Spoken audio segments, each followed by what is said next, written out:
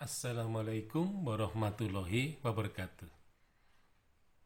Sartono Kartodirjo merupakan perintis sejarah yang bisa dikatakan baru karena melewati batas-batas sejarah konvensional yang sering disebut sebagai sejarah politik.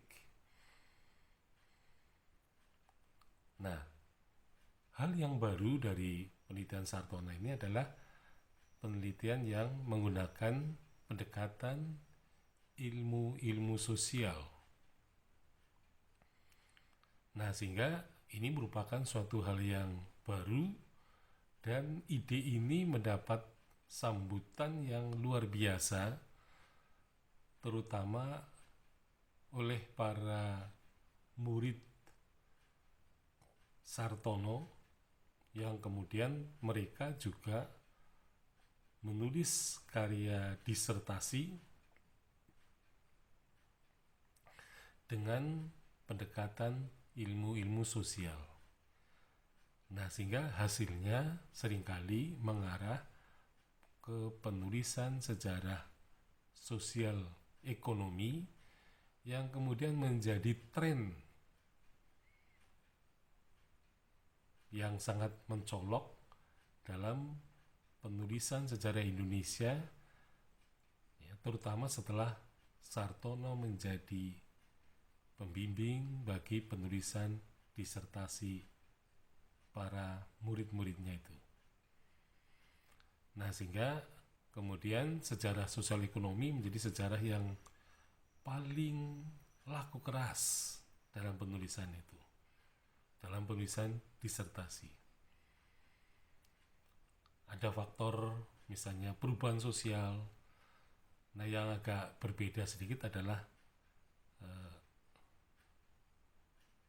Darsiti Suratman itu ya, yang sebenarnya penelitiannya mengenai kehidupan keraton di Surakarta ini sebenarnya lebih cenderung kepada sejarah budaya, tetapi karena latah terhadap sejarah sosial, maka karya Darsiti ini dipandang sebagai sejarah sosial. Nah, ternyata bahwa kemudian dalam beberapa dekade ya, penulisan sejarah Indonesia, sejarah sosial ekonomi ini menjadi primadona yang kemudian bisa dikatakan bahwa karya ini jangan-jangan masuk kategori sejarah konvensional yang baru. Jadi kalau yang dulu sejarah konvensionalnya itu adalah sejarah politik,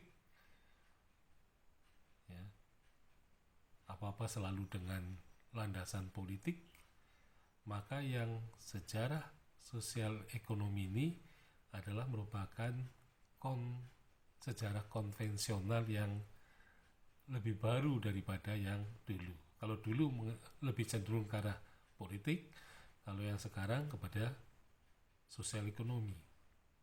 Dan rupanya di sini juga terjadi semacam kejenuhan, ya.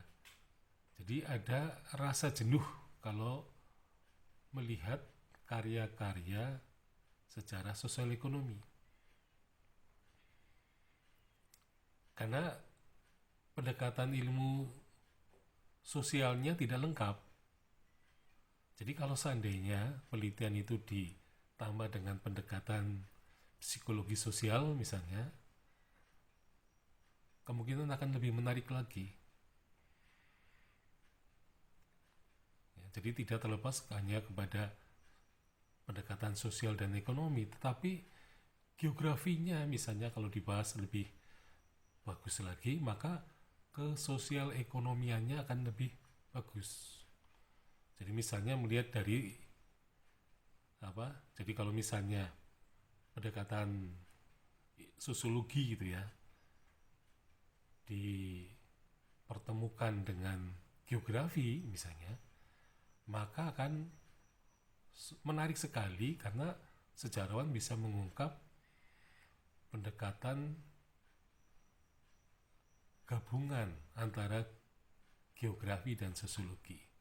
Jadi misalnya ada geososiologi.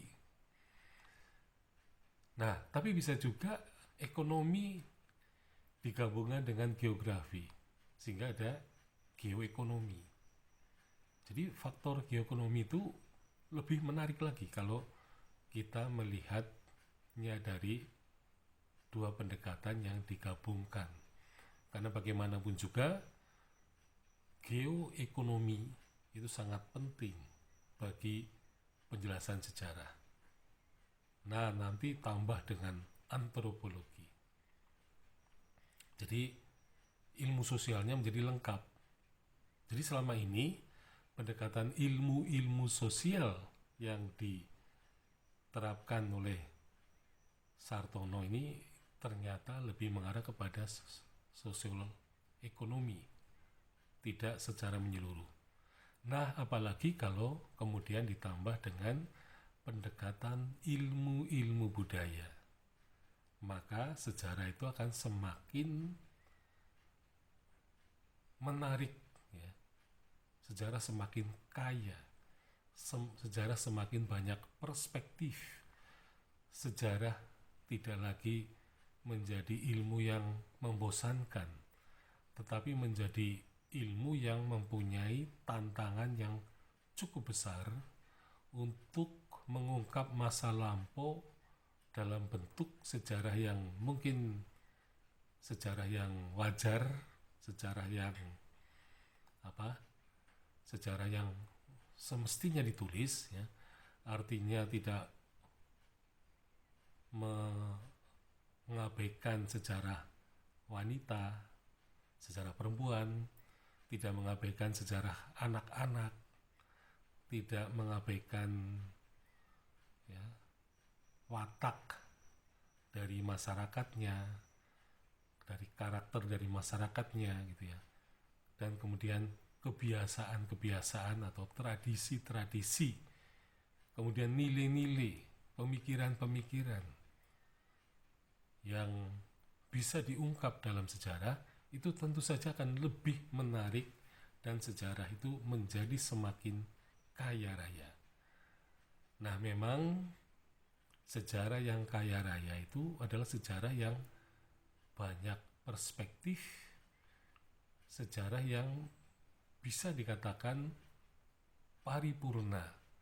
Nah, kalau misalnya sejarawan lokal bisa disebut sebagai sejarawan paripurna, maka karyanya pun bisa disebut sebagai karya sejarah paripurna.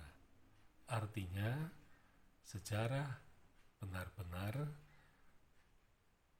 mendapatkan dukungan dengan pendekatan ilmu-ilmu sosial yang menyeluruh, kemudian ilmu-ilmu budaya yang menyeluruh, dan mungkin nanti akan diperkuat juga oleh ilmu-ilmu alam yang terkait.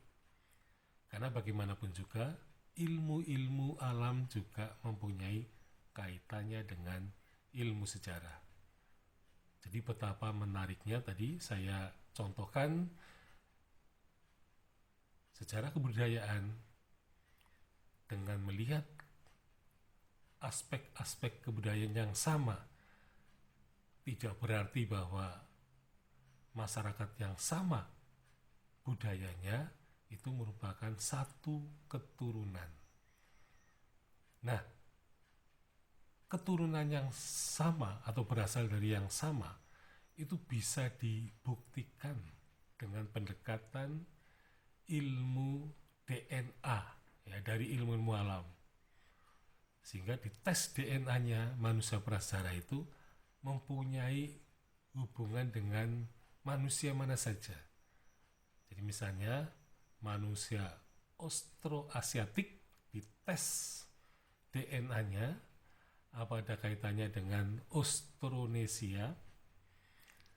Kemudian orang-orang Afrika yang datang ke Indonesia pada 50.000 tahun yang lampau, apakah kalau dites secara DNA mempunyai hubungan kekerabatan dengan Homo wacakensis misalnya.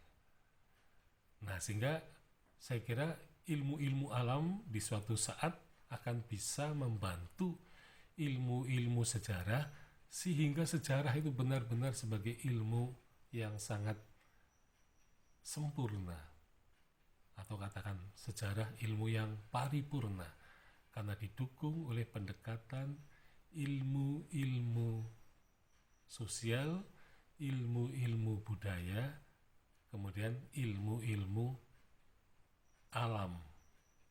Ya, jadi mungkin nanti ilmu kedokteran, ilmu farmasi, ya, itu ada kaitannya dengan ilmu sejarah.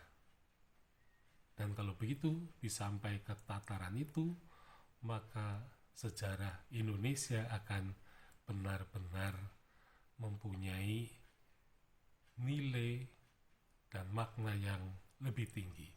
Sekian, Assalamualaikum warahmatullahi wabarakatuh.